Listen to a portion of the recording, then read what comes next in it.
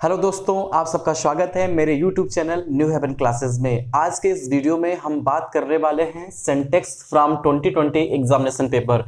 कुछ आपके board exam नज़दीक हैं और आज हम कुछ ऐसे सेंटेंस की बात करेंगे जो सन 2020 के बोर्ड एग्जाम में पूछे गए थे। वैसे तो इम्पॉर्टेंट क्वेश्चन है और कई बार पूछे आ चुके हैं। तो सेंटेक्स मैंने वीडियो भी बनाई हुई है सेंटेक्स का रूल का, तो आपने उस वीडियो को देखा भी होगा उम्मीद करता हूं। तो आज 10 सेंटेंस मैं लेके आया हूं। ये सभी सेंटेंस 2020 के बोर्ड एग्जाम में आ चुके हैं और ऐसे कुछ सेंटेंस हैं जो आगे भी एग्जाम्स में पूछे जाएंगे। तो इस वीडियो को पूरा देखिएगा और कमेंट करके जरूर बताइएगा आपको और कैसे वीडियोस चाहिए। तो सबसे पहला सेंटेंस दोस्तों देखते हैं और सेंटेक्स में इसमें कमियां क्या है, इसमें क्या गलती है मैं ये भी बताऊंगा और साथ ही साथ आपको पूरा समझाते हुए चलूंगा। तो सबसे पहले पहला सेंटेंस देखते हैं कि Kalidas was one of the greatest poet of Sanskrit. Kalidas Sanskrit के one of the greatest poet, महान कवियों में से एक थे। तो दोस्तों इसमें गलती कहाँ है आइए इसको देखते हैं। तो जब भी किसी वाक्य में, देखिए ये कौन सी डिग्री है, सुपरलेटिव डिग्री है क्योंकि ईएसटी लगा हुआ है, सुपरलेटिव डिग्री है। और याद रखिएगा जब भी किसी वाक्य में वन ऑफ द का प्रयोग होगा, जब भी किसी वाक्य में वन ऑफ द का प्रयोग होगा और वन ऑफ द के बाद डिग्री होगी और डिग्री के बाद जो नाउन होगा वो नाउन सदैव प्लूरल में होता है। ध्यान दीजिएगा, अगर किसी वाक्य में वन ऑफ द का प्रयोग है और एक बात तो श्योर है कि वन ऑफ द के बाद कोई सुपरलेटिव डिग्री आएगी बिल्कुल, और उस डिग्री के बाद एक नाउन आएगा, तो वो जो नाउन होगा वो सदैव प्लूरल में होगा। इस बात को याद रखिएगा। तो यहां पर जो पोएट है ये क्या हो जाएगा, पोएट्स हो जाएगा। ये क्वेश्चन और भी तरीके से पूछा जा सकता है, बट आपको याद क्या रखना है कि जिसमें ईएसटी लगा हुआ है उसके बाद जो नाउन है वो सदैव प्लूरल में होता है। तो रूल क्या है कि वन ऑफ द के साथ जो नाउन होगा वो प्लूरल में होगा। नेक्स्ट क्वेश्चन देखते हैं, मोस्ट इंपॉर्टेंट क्वेश्चन है कि she resembles to her brother. देखिए दोस्तों कुछ ऐसी वर्ब्स होती हैं, कुछ ऐसी वर्ब्स होती हैं इंग्लिश में कि जब उनका प्रयोग किसी सेंटेंस में होता है तो उसके बाद किसी भी प्रीपोजिशन का प्रयोग नहीं करते हैं। तो आपने देखा रिसेंबल्स है, तो रिसेंबल्स भी एक ऐसा वर्ब होता है कि जब वो किसी वाक्य में आता है तो उसके बाद किसी भी प्रीपोजिशन का प्रयोग नहीं करते हैं। तो ये करेक्ट सेंटेंस कैसे होगा कि शी रिसेंबल्स हर ब्रदर। अब इस सेंटेंस में घुमा करके किसी भी तरीके से पूछा जा सकता है, सी के स्थान पे ही आ जाए, ब्रदर के स्थान कुछ और आ जाए, बट आपको याद क्या रखना है कि अगर किसी सेंटेंस में रिसेंबल्स आता है तो ऐसे वाक्यों में इनके बाद हम प्रीपोजिशन का यूज नहीं करते हैं।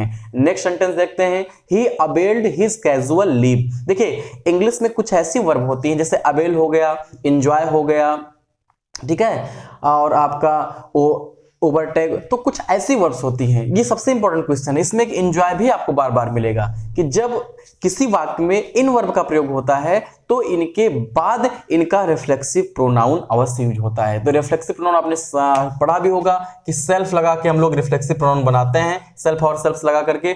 अब देखिए ही है तो ही का रिफ्लेक्सिव क्या होता है, हिमसेल्फ होता है। तो यहां पर अबेल्ड के बाद आप लोग किसका प्रयोग करेंगे, अबेल्ड के बाद आप लोग यूज कर देंगे हिम सेल्फ का। तो नियम क्या है कि अगर किसी वाक्य में अबेल, एंजॉय आदि कुछ ऐसे वर्ब्स होती हैं, जब वो आती हैं तो उनके बाद उनका रिफ्लेक्सिव प्रोनाउन अवश्य आता है। मान लीजिए यहाँ यू होता तो ये योर सेल्फ हो जाता, बी होता तो आवर सेल्फ हो जाता, यानी कि जो आपका सब्जेक्ट होगा उसी का रिफ्लेक्सिव प्रोनाउन हम लोग यूज करेंगे। नेक्स्ट सेंटेंस देखते हैं, the Canberra is the capital of Australia. देखिए कैनबरा, ठीक है, ये कौन सा नाउन है, ये प्रॉपर नाउन है। प्रॉपर नाउन के पहले हम लोग किसी भी आर्टिकल का प्रयोग नहीं करते, तो क्या हो जाएगा, Canberra is the capital of Australia. Okay, next question देखते हैं, he is an European by birth. अब देखिए दोस्तों ये आर्टिकल का रूल है। अब देखिए यूरोपियन लिखा गया है, हमने आपको पढ़ाया था रूल, वीडियो भी बनाया है, और एन का प्रयोग। देखिए कभी भी क्या करते हैं हम लोग हिंदी उच्चारण लिख लेते हैं। अगर हिंदी प्रोनाउंसिएशन छोटा आ से आहा के बीच में है तो ये छोटा आ से आहा क्या है, स्वर है, तो इनके पहले क्या लगाएंगे, एन लगाएंगे, और का से ज्ञा के बीच है तो ए लगाएंगे। अब देखिए वैसे तो इंग्लिश में ई आपका क्या है, ए ई आई ओ यू ये सब स्वर हैं, तो स्वर के पहले एन लगता है, लेकिन यहाँ ए क्यों लगेगा, क्योंकि जब आप उच्चारण लिखोगे यूरोपियन का तो ऐसे लिखोगे यूरोपियन। अब देखिए यूरोपियन में जो या है आपका, ये हिंदी का क्या है, हिंदी का व्यंजन है, तो आपको जो ए और एन का प्रयोग करना होता है दोस्तों वो हिंदी के व्यंजन या स्वर के अनुसार करना पड़ता है। तो यहाँ पर क्या करेंगे, एन को हटा करके ए का प्रयोग कर देंगे, he is a European by birth. Next question, physics are an interesting subject. देखिए इंग्लिश में कुछ ऐसे वर्ड होते हैं जो देखने में प्लूरल लगते हैं। आप कैसे मानते हो कि कोई भी वर्ड प्लूरल होता है? आप ऐसे ही तो मानते हो कि अगर किसी वर्ड में एस लगा हुआ है तो आप उसको प्लूरल मान लेते हो, बट कुछ ऐसे वर्ड होते हैं जो ऑलरेडी उसमें एस लगा ही होता है, वो प्लूरल होते ही नहीं, वो सिंगुलर ही होते हैं, बस उसमें एस लगा होता है तो लोग समझते हैं कि प्लूरल है। भाई फिजिक्स मींस क्या होता है? भौतिक विज्ञान। अब आप ऐसे तो बोलोगे नहीं कि भौतिक विज्ञान हो, ठीक? तो फिजिक्स हो गया, सिविक्स हो गया, बहुत सारे ऐसे सब्जेक्ट होते हैं। आपने इनिंग सुना होगा, पारी, तो ये सिंगुलर में होता है ना कि प्लूरल में। तो जब सिंगुलर में होता है तो हेल्पिंग वर्ब भी तो सिंगुलर की यूज होगी। तो क्या होगा? Physics is an interesting subject. Okay, next question की बात करेंगे। I prefer milk then T.